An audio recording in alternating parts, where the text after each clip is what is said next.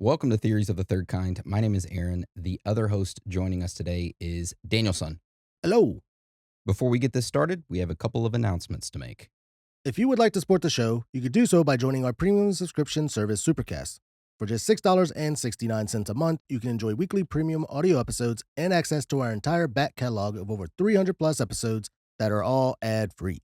Or for $9.99, you can get all of that plus the premium video episodes and bonus video content. So you can sign up to that by going to our website, theoriesofthethirdkind.com, and clicking on the Supercast link that's right there in the middle of the website. Do it. Or not. Because if you can't afford a premium membership, but you still want to help us out, you could do so by leaving us a written review on Apple Podcasts or Spotify. That helps us out a lot. However, if you don't want to, then that's just fine. We just want you guys, girls, aliens, reptilians, Bigfoot, Sasquatches, chupacabras, ghosts, Illuminati members, underground lizard people, whoever. To enjoy the show. Also, just a reminder, our podcast is entirely human-made. No AI was used or harmed in the process other than for the base graphic where we beat the shit out of AI saying, make the graphic. And then it's shitty and then we had to fix it. And that right there is the end of the announcements. All right. So today's episode is over the newly released UFO files. And as you all may know, over the past few years, there's been a massive amount of discussion around UFOs, UAPs, extraterrestrials, aliens, and whether or not the United States government or the new world order actually knows more than what they have publicly admitted. And honestly, most people assume that if the government did have anything, such as proof of aliens, UFOs, or anything like that, then we would probably never get to see it, which that is correct. That's correct. However, last week, the United States government officially released a massive amount of classified UFO and UAP files. And this is for anyone to look at. You just go to their website and you can scroll all through it. And you can even download it, which is what we did. What is it? war.gov/UFO? Yep. And over the past few days, Dan and I have been going through all of those classified files, which contain mission debriefings, military reports, photographs, and video footage involving encounters that the government itself says it cannot fully explain. Now, before we talk about what we found in these files, we first need to quickly talk about why and how they were released. So earlier this year, on February 19th, 2026, President Donald Trump made a public statement on Truth Social regarding UFOs, extraterrestrials, and UAPs. So in that statement, Trump said, and we quote, I will be directing the Secretary of War and other relevant departments and agencies to begin the process of identifying and releasing government files related to alien and extraterrestrial life, unidentified aerial phenomena, UAP, and unidentified flying objects, UFOs, and any and all other information connected to these highly complex but extremely interesting and important matters. End quote. So shortly after Trump made that announcement, the government began a massive effort to locate, review, declassify, and publicly release unresolved UAP-related records from across the federal government. This was an absolutely enormous operation. They stated that dozens of agencies were involved and that they were reviewing tens of millions of records spanning multiple decades, with many of those records existing only on paper. So with that being said, a little less than 3 months after Trump made his post on Truth Social is when the files were released. So this past Friday, May 8th, the first major wave of classified files were officially released. Alongside the release, United States Secretary of War issued a statement saying, These files, hidden behind classifications, have long fueled justified speculation, and it's time the American people see it for themselves. End quote.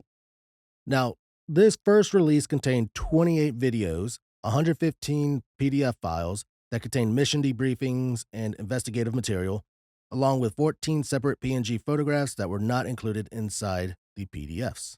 And side note here, those 115 PDF files, they aren't just one file each or one file that contains one scanned document or image. Each PDF file contains a fuck ton of documents inside of them. For example, one PDF file contains over 200 documents inside of it. Another one contains around 170. Another one contains around 150. The numbers are all over the place. The amount of documents inside of each PDF file is different, but majority of them contain a ton of documents. And those documents are like scanned newspaper articles, handwritten letters, mission debriefings, just an ass load of stuff. Some of the stuff is very hard to read. Yes. The oldest one I think is like from 1940s, and it's handwritten, and the paper itself is all scanned, but it's has been deteriorating. So it's been pretty much it's ripped, falling apart on some of them. Yeah, these are from the 40s all the way up to a few weeks ago. These Yeah. documents are. And like Dan mentioned, there's 28 total videos, 115 PDF files, and 14 separate PNG photographs that were not included in the PDF files. So, needless to say, over the past few days, Dan and I have been going through all of this material, and it's been a lot. But what we're going to discuss is some of the things that we came across that we thought was interesting. We're not going to go over all 28 videos. We have selected, I think, 7 on the regular episode and 6 for premium. Yeah. And we also went through a lot of the PDF files and selected some very interesting stuff that we're going to talk about as well. All right. So how this episode will work today, we'll first start off with one of the videos, and then afterwards we'll switch over to a PDF file, and then pretty much it will just be continuous back and forth like that. So video, PDF file, video, PDF file. That way we switch it up and it's not just video, video, video, video, PDF, PDF, PDF. Wow. That was like a tongue twister right there. But yeah, so that's how we're going to start off today's episode with our first video. So this first video we're going to watch is labeled DOD 1168889, and we gave it a custom name of One Orb. And it is an orb that flies over a city, and the video itself is 10 seconds long, and we're going to watch that right now. So as you can see in the video, it shows an orb flying right over a city. Nyum. And that's that. And if you're not watching us on YouTube, you can head over to YouTube and search us up, Theories of the Third Kind, and you can see all the video stuff that we're watching and all the documents and all that there. So what this looks like is video footage from a drone. And we tried to figure out where this surveillance footage came from. It looks like it's connected to the Iraq War or the anti-ISIS operational period. And in that kind of region, because there's a lot of dense, low-rise urban layouts, flat concrete rooftops, narrow streets, sparse vegetation, and it's very consistent with Western Middle East urban construction. This video was likely captured from a military ISR platform. And if you don't know what ISR means, Dan will tell you what it means. It means intelligence, surveillance, and reconnaissance. It's a broad term for gathering information about enemies, terrain, activities, or targets to support military operations and decision making. So, ISR can come from many systems, including drones, UAVs like the MQ 9 or the RQ 4 Global Hawk. And you got satellites, recon aircraft, ground sensors, radar systems. Then you got signals intelligence, human intelligence, naval surveillance systems, many things. So yeah, basically it's the U.S. military spying on countries and places overseas. And that's where all of these videos come from. And I believe they are recorded using FLIR, so pretty much infrared, I believe it is. So yeah. And in the video, there is something that's moving across very weird, a small, round, white object. In my opinion, it looks like a balloon. It doesn't change directions. It just... Yeah, I mean, it looks like it stays in the same position. It's just whatever is recording is moving to me. Yeah. But then again, it does go across pretty quickly, and the video is kind of slow looking, but... Yeah. But it's one consistent speed and one consistent direction. And shape. Yeah. From what you can tell. So, yeah. Nothing too weird, which the further into this we go, the weirder the videos become. All right, so let's talk about our first PDF file. So this one is about flying saucers that were observed over Oak Ridge area internal security. And here's the first cover file for it. And it says enclosures to the FBI. Two photographs of flying saucers seen at Oak Ridge, Tennessee during July of 1947. Photostatic copy of the newspaper clipping appearing in the Knoxville News Sentinel concerning these quote unquote flying saucers. And then we have the news clipping right here, which Dan's going to read that off to us. And it is ripped up and it is old. It is from July of 1947. Like Aaron said, it's from the Knoxville News Sentinel. It is titled Flying Saucer Photographed at Oak Ridge. W.R. Presley had snapped several pictures of his family and his house at something 218 Illinois Avenue, Oak Ridge, the other afternoon, and noticing he had one film left on the roll, and he turned and snapped it for a picture of the mountain. He had the roll developed, and look what he got on that last shot. Now, don't start trying to explain it off. Just go ahead and say what it looks like. Sure, you're right.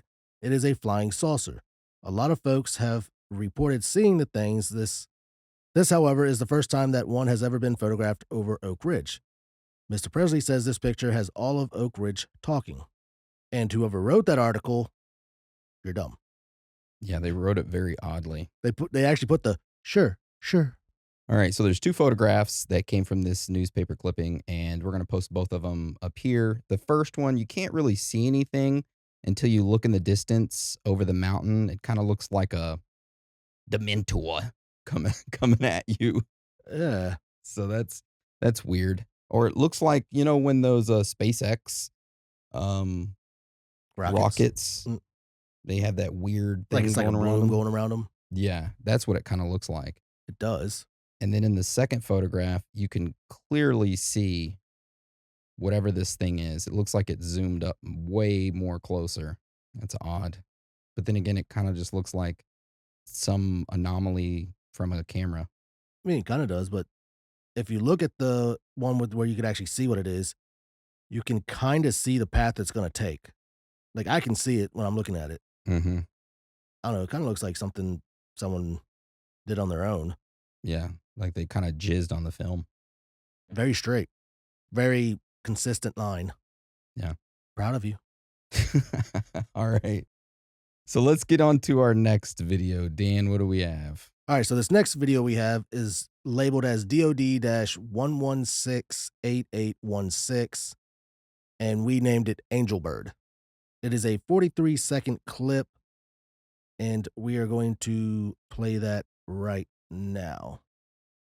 And here we go. And as you can see, this object is being followed, and it's very small, but I don't know why. You can see kind of like the head of it, and then it looks like it has wings that are just not flapping, but just like spanned out. And it's just, I mean, it's moving pretty quickly.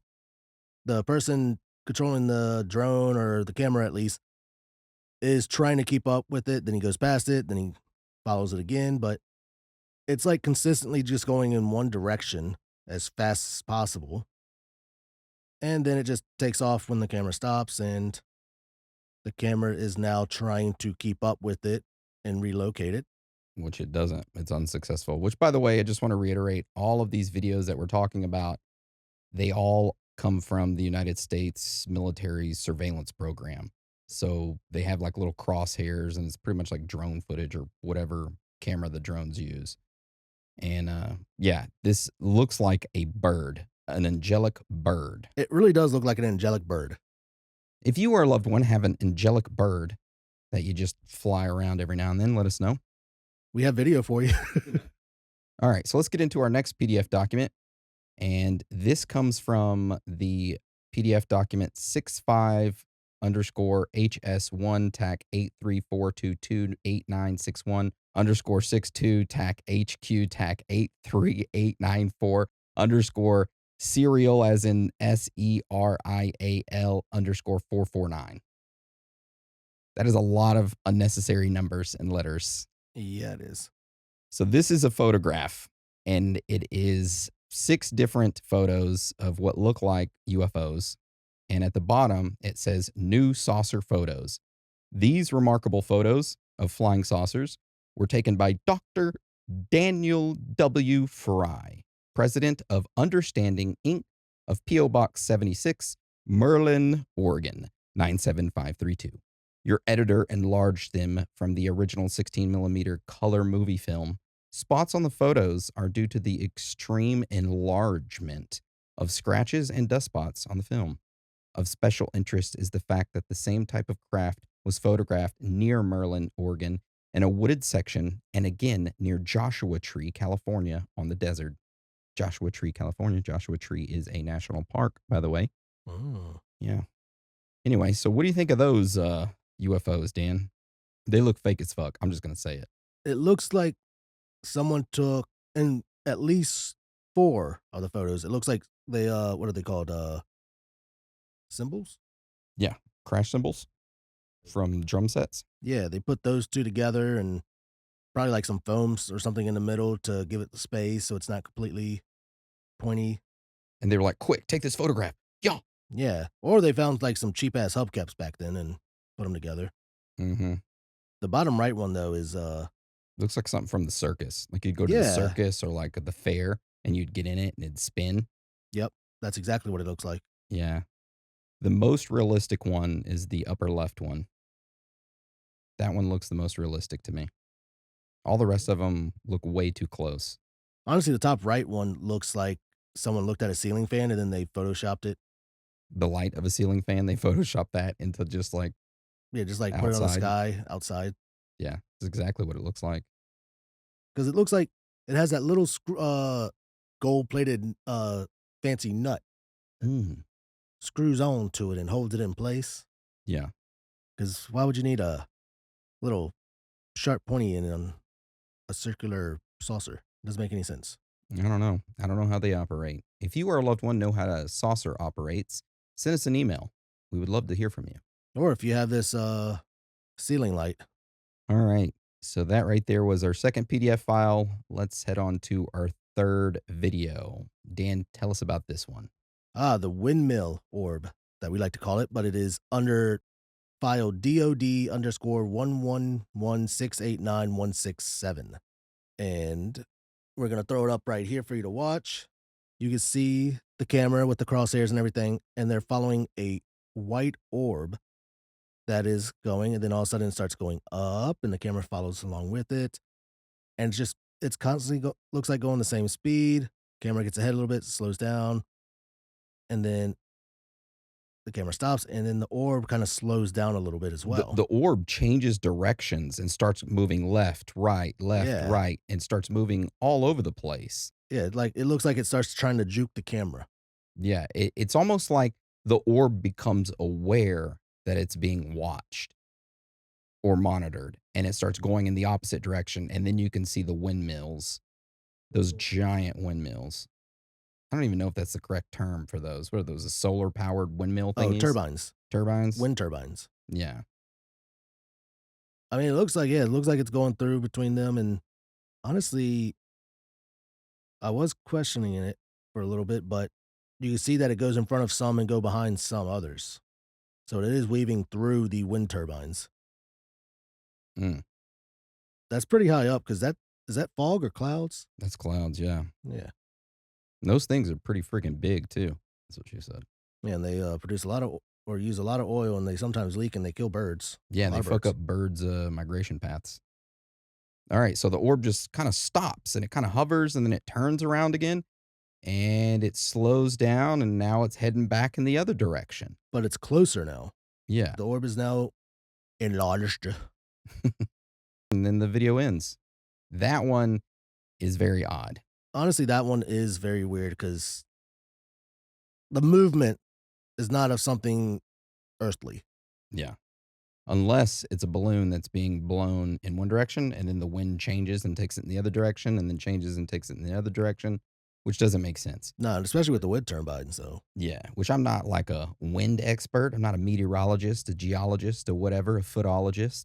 I don't know how wind works. I just know it feels good on my face sometimes. Here we go. Yeah. Yeah. Laces out. No wind in here. All right. So let's get on to our next PDF file, which is called German POW UFO Report. And this one comes from one of the PDF files that is incredibly long.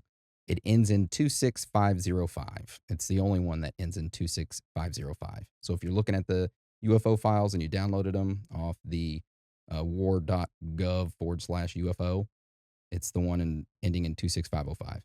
And it is a letter to the FBI, and it's from Detroit, and it's about a unidentified flying object, and it's about an individual who witnessed one. So it says Walter Kurowski, and then it has a bunch of redacted stuff, was a German POW May of 1942 until summer of 1945. He arrived in New York on May 2nd, 1951. During 1944, he observed, while being a German POW, he observed a vehicle described as circular in shape, 75 to 100 yards in diameter, approximately 14 feet high. The vehicle was observed to slowly rise vertically to heights sufficient to clear 50-foot walls and to move slowly horizontally a short distance out of view, obstructed by trees. An engine of a tractor failed to operate during this period, and several other occasions when high pitched wailing noises were heard in the area. No indication of mental instability during the interview. Further details follow. When I first read that, I was like, man, that's weird. I would like more details on like what had happened and how this German POW gave his testimony and why he gave his testimony. And I came across additional information further down in the 2,000 pages of this PDF file. And why don't you read this out, Dan? All right. So it starts off saying since May 1951, Walter, he has been employed at the Global Brewery in Detroit, or Which Walter's, Gobel. yeah, which Walter is the German POW that came over from Germany and moved to New York and then moved to Detroit. His original name was what? Waislaw, Yeah, it was weird. but it changed to Walter. But yeah, he got employed at this brewery. And it says, news report of mysterious vehicle in Texas causing engines to stall prompted him to communicate with the United States government concerning a similar phenomenon observed by him in 1944 in the area of Alt-Golseen. Now, it continues on saying, according to Walter, during 1944, month not recalled, while en route to work in a field a short distance north, their tractor engine stalled on a road through a swamp area. No machinery or other vehicle was then visible, although a noise was heard described as a high-pitched whine similar to that produced by a large electric generator. And then it continues on. An SS guard appeared and talked briefly with the German driver of the tractor, who waited 5 to 10 minutes, after which the noise stopped and the tractor engine was started normally.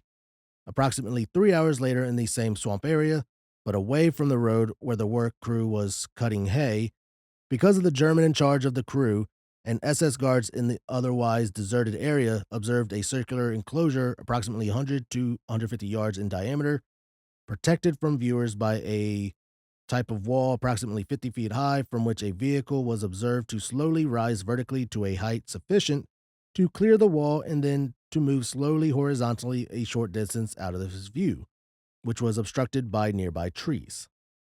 This vehicle, observed from approximately 500 feet, was described as circular in shape, 75 to 100 yards in diameter, and about 14 feet high, consisting of dark gray stationary top and bottom sections, 5 to 6 feet high, and the approximate 3-foot middle section appeared to be a rapidly moving component, producing a continuous blur similar to an aeroplane propeller, but extending the circumference of the vehicle so far as could be observed.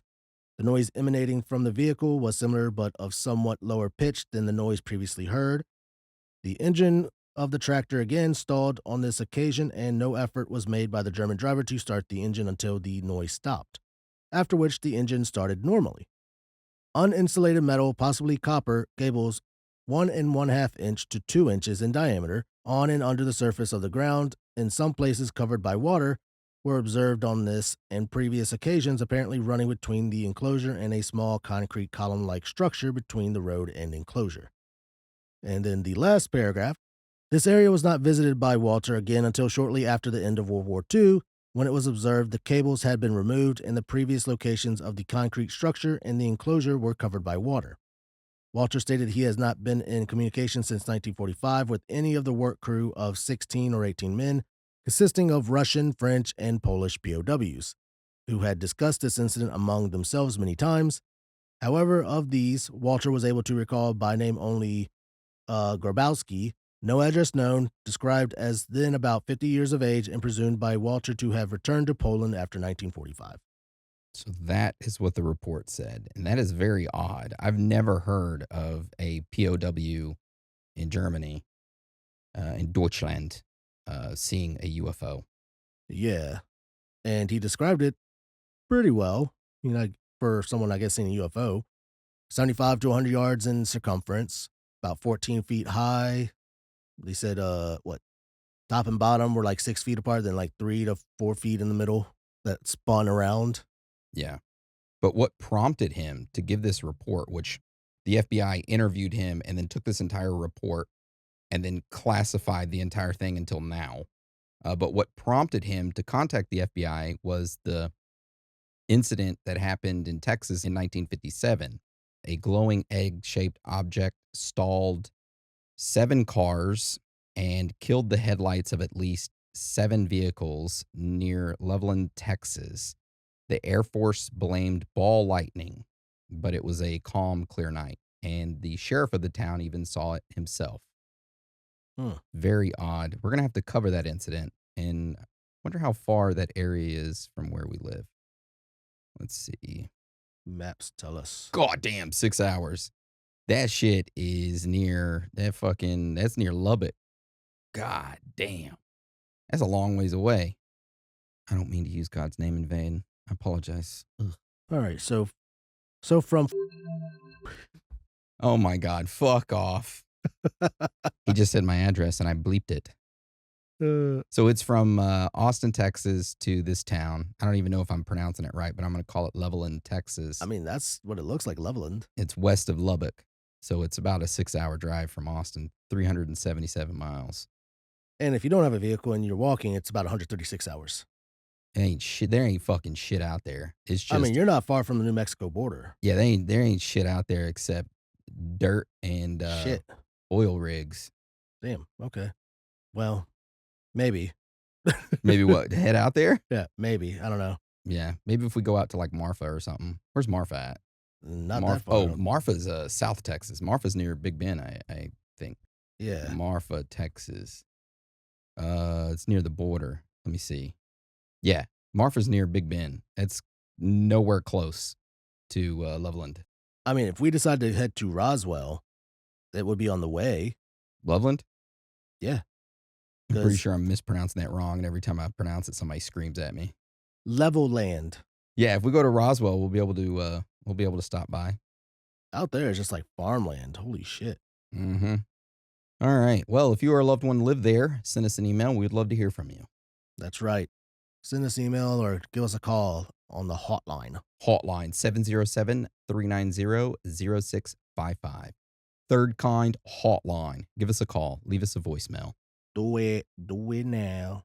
All right. So let's get on to our next video, which is labeled DOD_1116891133. And it is a 9-second video that we labeled Gunk. Ooh. And we're going to play that one right now. And in this video, it's just, again, military surveillance system. And it looks like gunk or something underwater that's just kind of like, it's not pulsating, but it's kind of like moving as if something is like underwater. It's like you're in a very hot area and you look down the road and you see the mirage and how it kind of moves like waves in the air surrounding it. That's what it looks like around this thing. It's weird. So it looks like, if anything, it might be putting off so much heat that it has like waves of heat like surrounding it. I like to call that one gunk. It does look like gunk. Big old thing of gunk. Looks like someone sneezed the boogie. Ugh. All right. So let's go on to our next PDF file. Dan, tell us about it. All right, so the next PDF file that we have is called Football Crowd in England. So on Sunday, December 3rd of 1950, the Sunday Dispatch Reporter newspaper in England published an article. This article was cut out and filed as classified and kept from the public, which, I mean, if they printed newspapers all over. A lot of people have it, so it's not like they kept it from the public for long. Yeah. But the newspaper article is titled, What Flew Across England Yesterday? Football Crowds See Flying Saucer. Now, it goes on to say thousands of people in many parts of Britain, including spectators at a football match, saw what many of them believed to be a flying saucer yesterday. In each case, the phenomenon, a strange white flash which darted across the sky at terrific speed, was seen about 4 p.m. These reports of the passage of this object through the sky were received by the Sunday Dispatch last night. More than 500 spectators at a soccer cup match at Chard, Somerset, saw a strange white phenomenon dart across the clear sky high above the grandstand at about 3:45 p.m. Within a split second of passing, it seemed to disperse on the horizon, and spectators cried, "Oh!"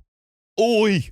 That's literally what it says, like in Oi! bold print. Spectators cried, "Oh!" Oi! Now, spectators in the stand cried, "Oh!" as the white Oi! liquid. Sorry. Sorry. Oi there!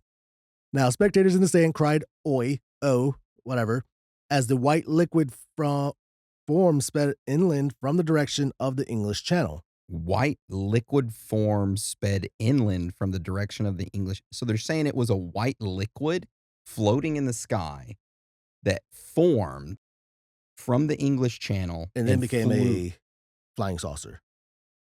Yeah. Sorry, you can finish off the. But spectators at a rugby match 2 fields away saw it. One, Mr. Arthur H. Jenkins, postmaster of Chard, said, "It was like a diamond flash. Its shape was like a big pear drop with the thin end tapering behind. Suddenly, it melted into nothingness." That is fucking weird. In all of our UFO searches and discoveries, I have never came across anything that stated a liquid came from the water, it morphed into something, and then Morphed back into liquid? morphed back into liquid, and then melted into nothingness.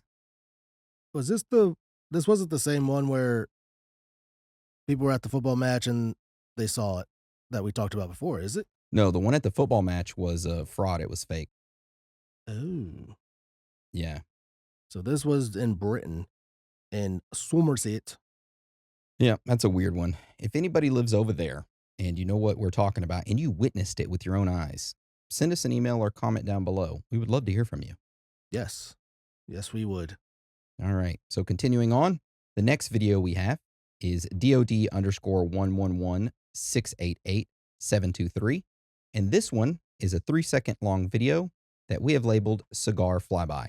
And we're going to play that one right now, which it's a short video. So we're going to play the video and you can see, boom, something just flies by. And we have a still image of whatever it was that flew by. Honestly, it looked like a torpedo or a missile that flew by. You can see from the screenshot or whatever that is. It really does look like a torpedo, or torpedo, I guess, would be water. So I guess just missile. Missile, yeah. But there's nothing coming from behind it, really. Well, it has an exhaust to it. You can see the exhaust in yeah. the screenshot. Yeah, you can see like a little trail. Yeah, so it's either a missile, if it's underwater, it's a torpedo, or some weird thin UFO that contains flounder fish. Yeah, I don't think that's underwater because that looks like land right there. And as it moves up, you can kind of see like a road, it looks like. Yeah, it's a missile. It has to be a missile.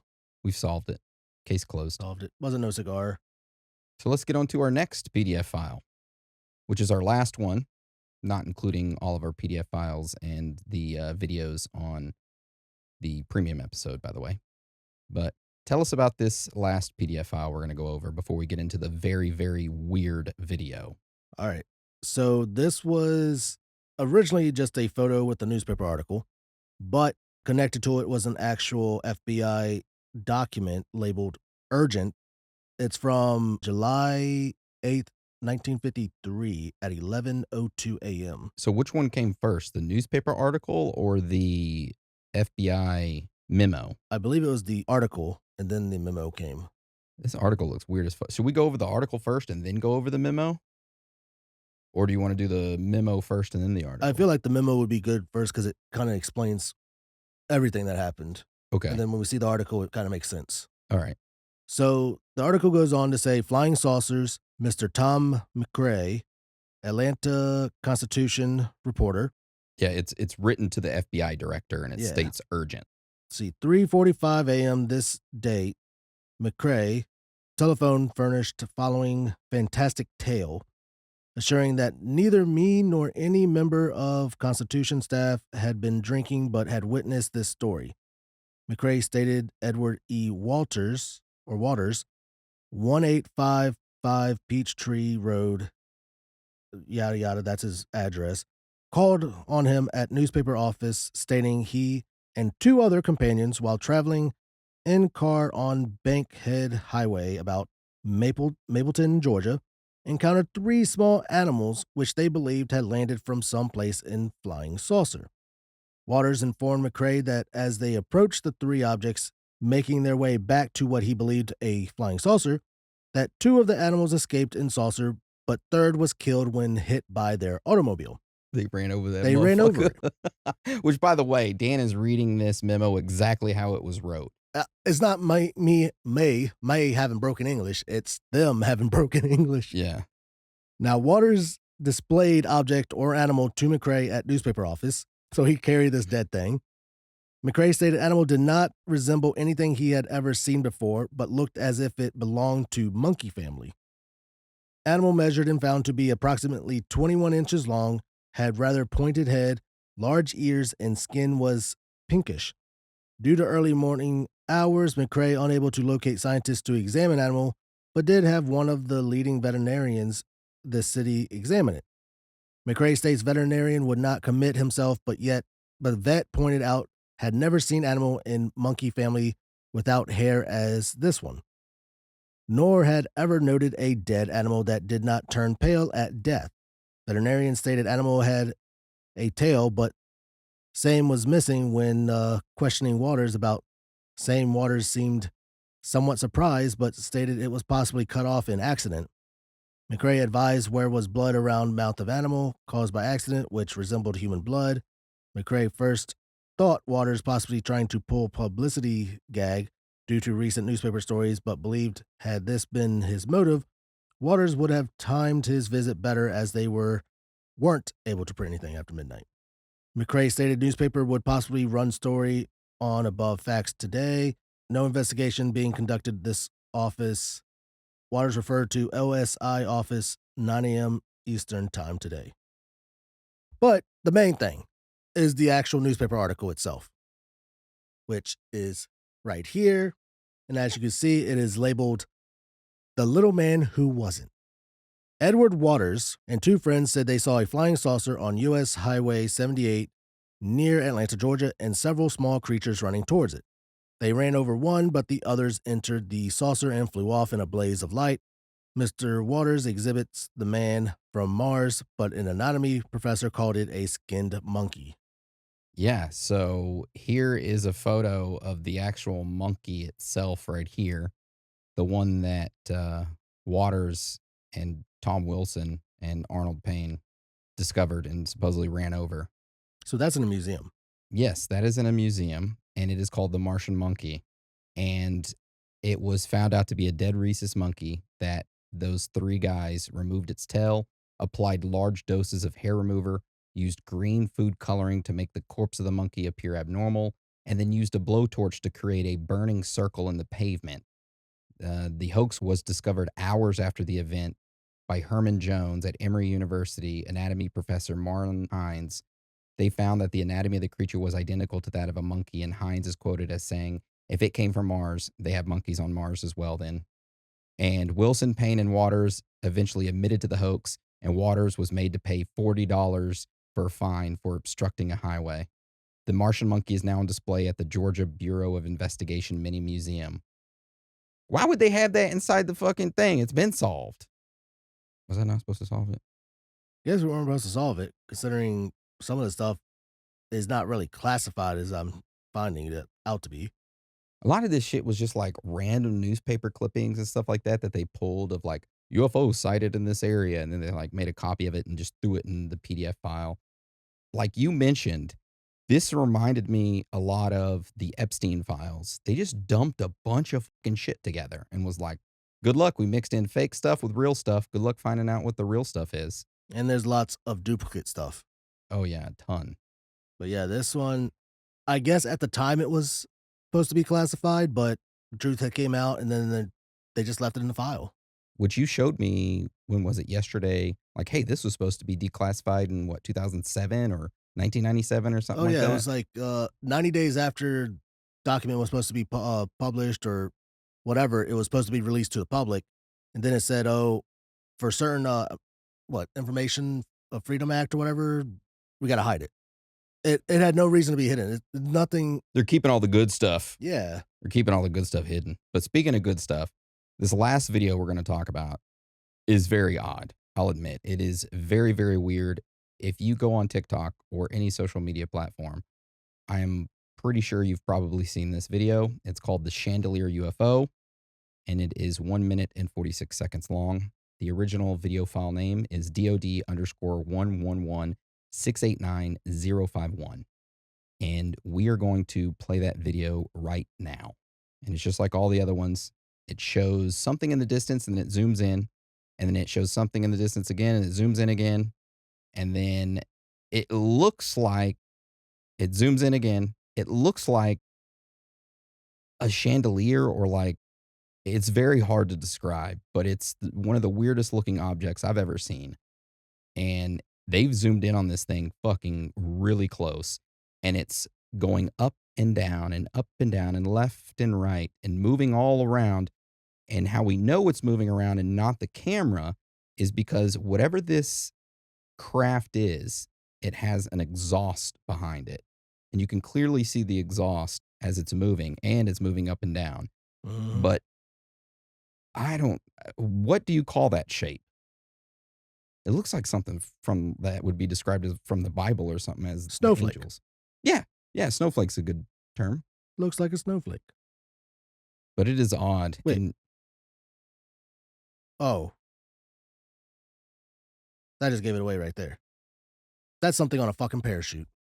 oh, you're talking like at 50, It at the 1 minute mark? Oh, fuck. 1 it's minute mark? it's something attached to a parachute, and you just saw the parachute spinning. So that's why it's doing all kinds of weird stuff. It does have a propellant or propeller or something. That's a fucking flare. That's That's a a flare. damn. At the 1 minute mark, it shows it.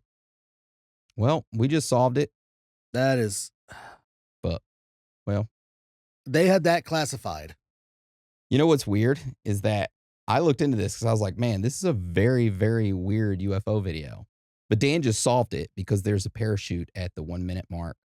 And clearly there are these flares that have parachutes on them. We found it the other day. Yeah. I have a link to it. Where is it at? Let's see. I had watched that video before and I did not notice that until now. That's crazy. I thought there'd be even better videos. So far, I've been very disappointed. The only real good one was that what was that one? It was the windmill orb that was going through the turbines and stuff. That one looked pretty good. The angel bird one actually looked really good. It was very odd because it was shaped like a bird, looked angelic.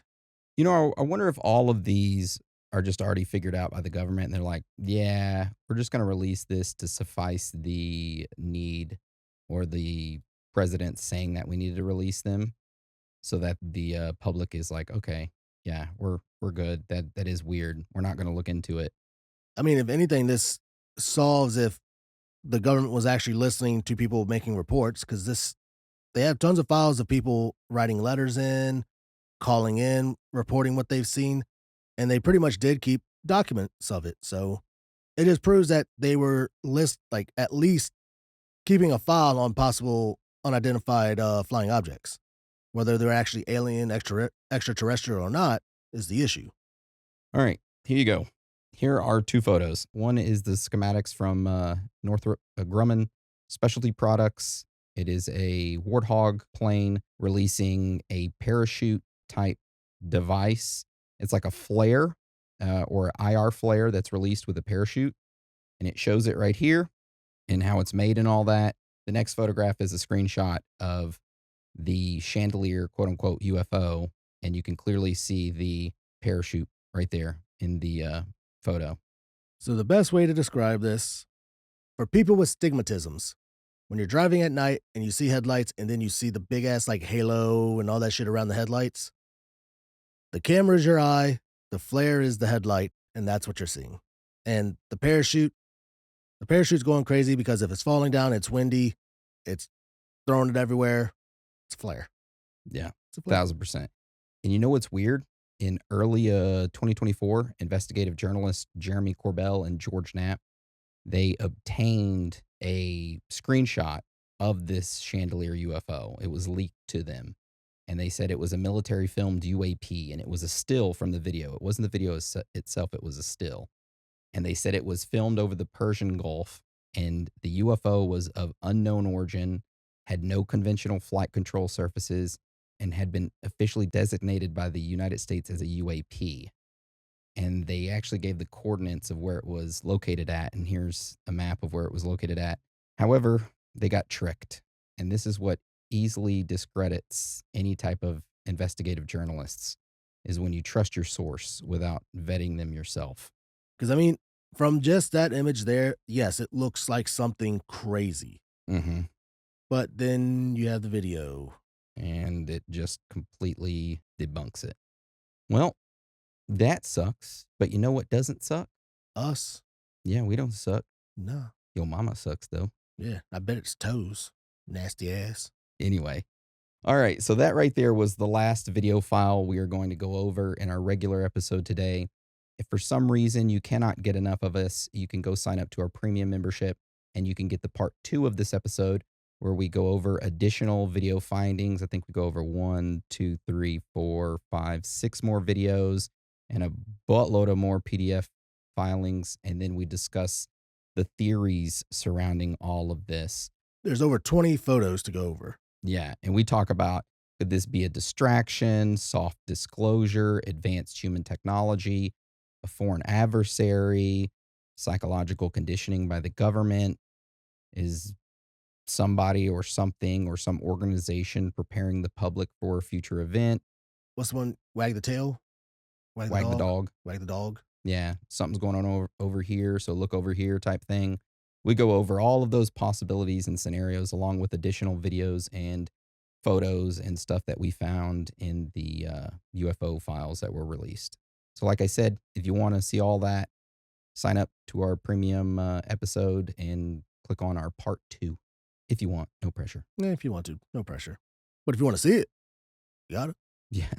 But with that being said, I want to thank you for joining us today. And again, thank you for your love and support. Without you, we could not do this. That's right. Thank you for the support. Much love. Dan, you want to roll us out? Sure will. It's okay to be out of this world with your thoughts. Because you are not alone.